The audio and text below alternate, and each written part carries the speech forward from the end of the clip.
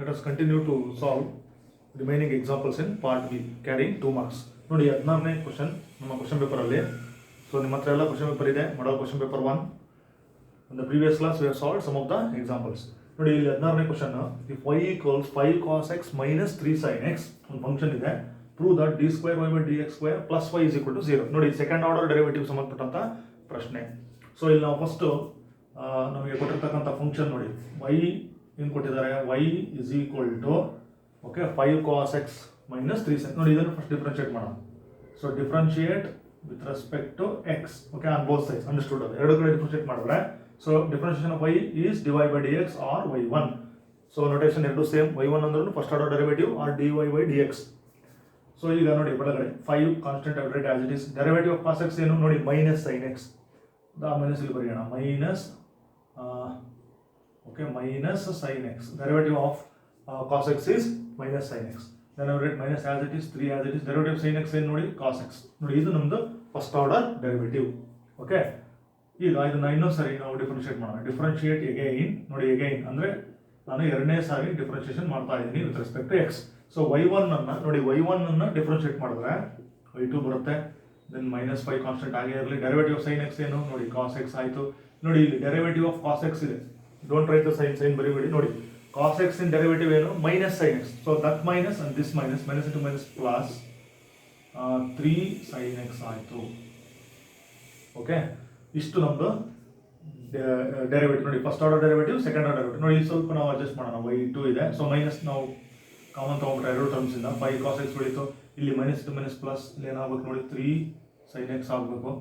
Okay, minus ಈ ಒಳಗಡೆ ಇರ್ತಕ್ಕಂಥ ನೋಡಿ 5 cos x minus 3 sin x. 5 cos x minus 3 sin x ಅಂದ್ರೆ ಏನು, y. That is a given function. So left hand side y2 ಇದೆ. So y2, you take minus y to the left hand side, ಅವಾಗ ನಮಗೆ y2 plus y is equal to 0. ನೋಡಿ y2 ಅಂದ್ರೆ d square y by dx square plus y is equal to 0. So this completes our solution for 16th problem. So note down the solution.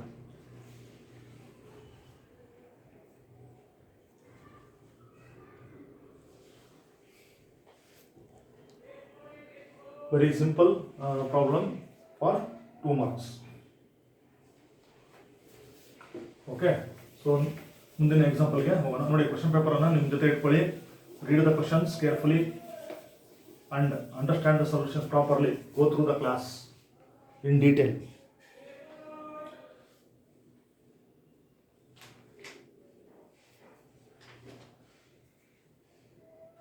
Okay, ನೋಡಿ ಇನ್ನೊಂದು question ನಾನು continue ಮಾಡೋಣ. 21st ಏನು ಹೇಳುತ್ತೆ question ಓದಾ. Find the ನೋಡಿ, find the projection of the vector. Find the projection of the vector A. So find the projection of vector A. So what is the vector A? 2i plus 3j, 2i plus 3j plus 2k, 2k on the vector B.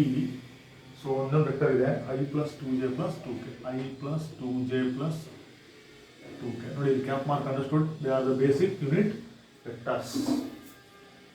Okay, so find the projection of vector A is equal to, ನೋಡಿ question ನೋಡಿ, 2i plus 3j plus 2k on the vector B is equal to I plus 2j plus K.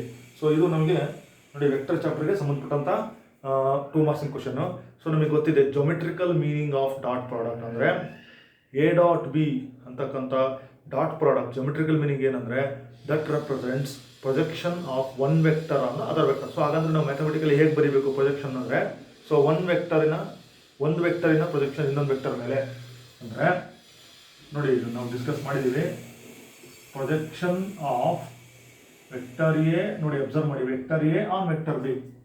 So projection meaning ಏನಂತಂದರೆ ಅದು that represents dot product ಅಂದರೆ ಯಾವುದು ನೋಡಿ, vector A on vector B ಅಂದರೆ A dot, so the unit vector in the direction of this vector. ನೋಡಿ ಎರಡನೇ vector B ಇದೆ, vector B direction ಇದೆ, ಯೂನಿಟ್ ವೆಕ್ಟರ್ ನಾವೇನಂತ ಕರಿತೀವಿ, vector A dot B cap ಅಂತ ಹೇಳ್ತೀವಿ. ಸೊ ಈ ಬಿ ಕ್ಯಾಪ್ ನಾವು ಇಲ್ಲಿ ರಿಪ್ಲೇಸ್ ಮಾಡಿದ್ರೆ A dot, so unit vector means that vector divided by length of that vector. ನೋಡಿ ಇದು very very important.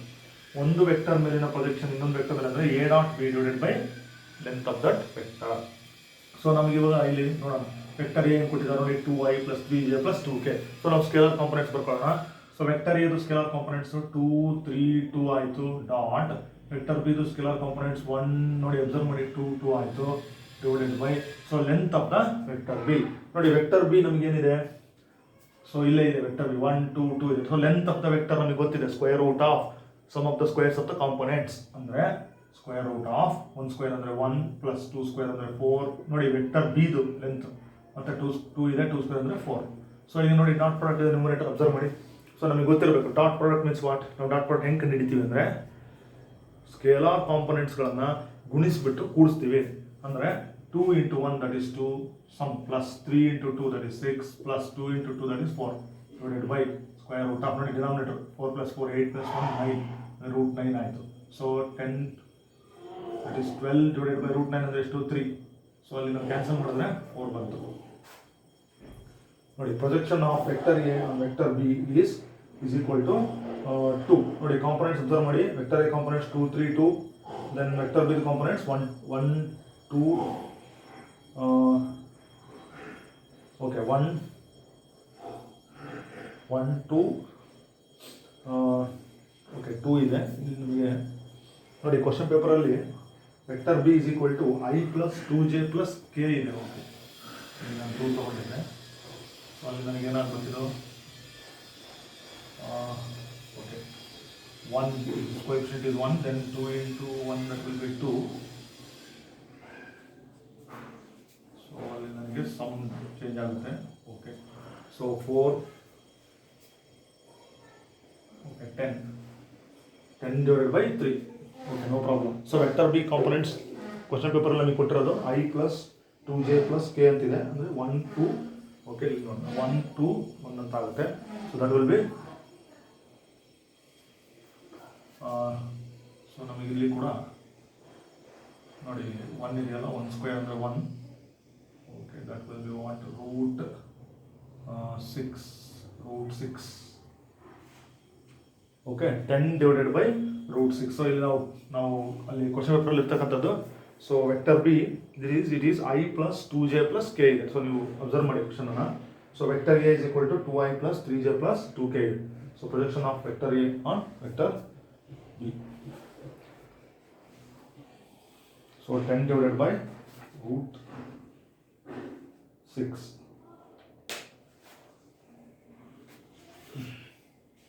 So note down the solution. ನೋಡಿ next ಕ್ವಶನ್ಗೆ ನಾವು ಮೂವ್ ಆಗೋಣ.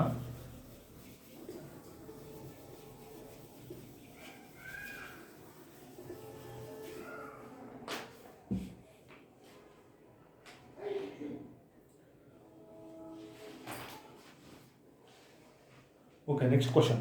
ಸೊ ವಿ ಟೇಕ್ ಅಪ್ ನೋಡಿ ಕ್ವಶನ್ ನಂಬರ್ 22 ನಿಮ್ಮ question ಪೇಪರಲ್ಲಿ question number 22 ಏನಿದೆ, find lambda and mu one lambda if so okay 2i + 6j + 27k cap cross i + lambda j plus mu k is equal to 0.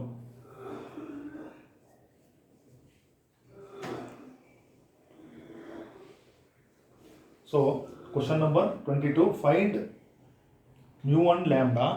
Observe ಮಾಡಿ if.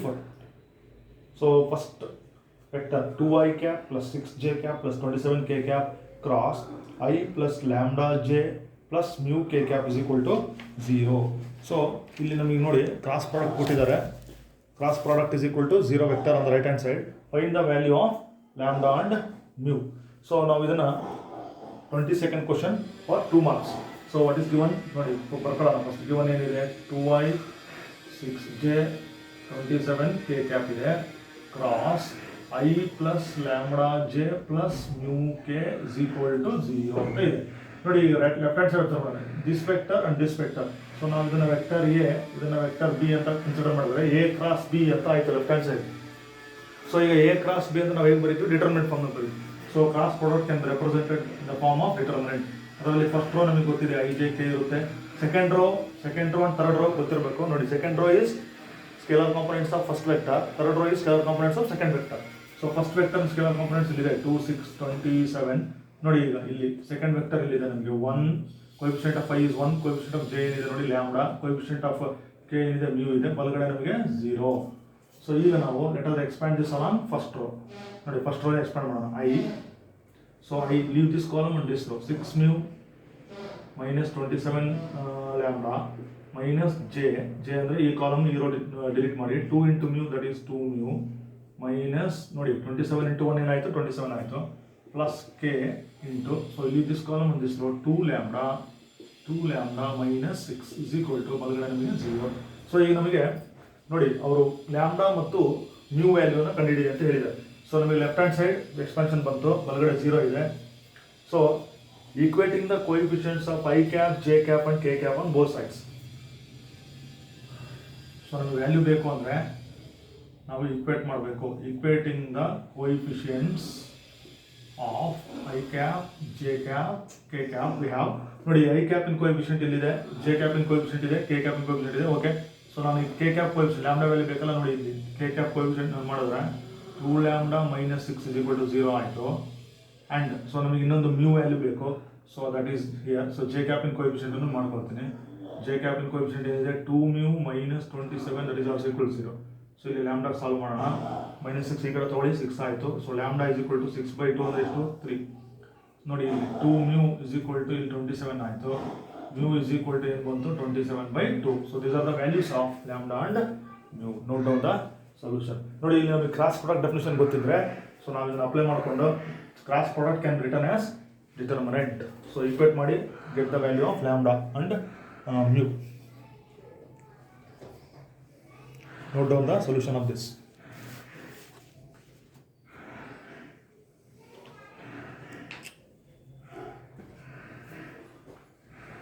Okay, next question is now move on. Nodi, go through the class 1 or 2 times.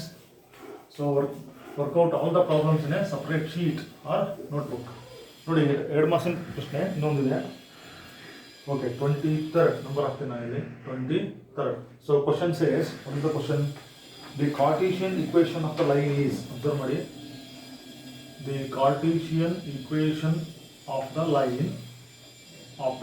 is, Cartesian equation of the line is, so ಏನು ಕೊಟ್ಟಿದ್ದಾರೆ, x plus 3 divided by 2 is equal to y minus 5, okay, y minus 5 divided by 4 is equal to z plus 6 divided by 2. Z plus 6 divided by 2. So find the vector equation of the line. ನೋಡಿ, ಇದು question. Find the vector equation of the line. So very simple question for 2 marks. ನೋಡಿ, question ಅನ್ನು ಓದೋಣ.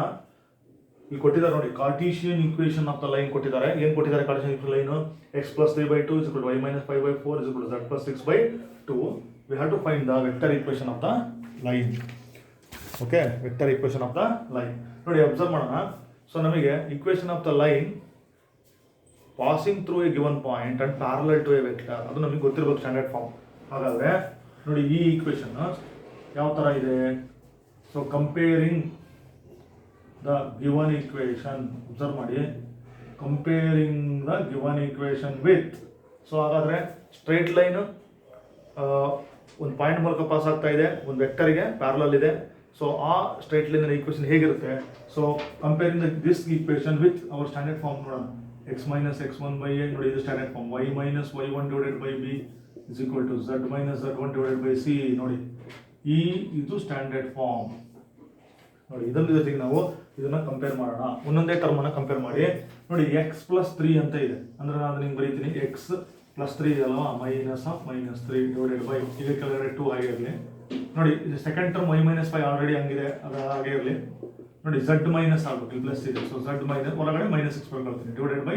ನೋಡಿ, ಇದು compare ಮಾಡೋಣ. So x minus x1, y minus y1, z minus z1. ಹಾಗಾದರೆ ಇಲ್ಲಿ ನನಗೆ the point is, so point ನನಗೆ ಗೊತ್ತಾಗಬೇಕು ಈಗ. So point is x1, y1, z1. ಹಾಗಾದರೆ ಸೊ ನೋಡಿ, x minus x1 ಅಂದರೆ ಏನು -3. ದೆನ್ y minus y1 ಅಂದರೆ ಏನು ಓಕೆ 5. y minus y1 ಜಾಗದಲ್ಲಿ 5 ಇದೆ. ದೆನ್ z minus ನೋಡಿ z1 ಅಂದರೆ ಏನು -6. So -3, 5, -6 is the point.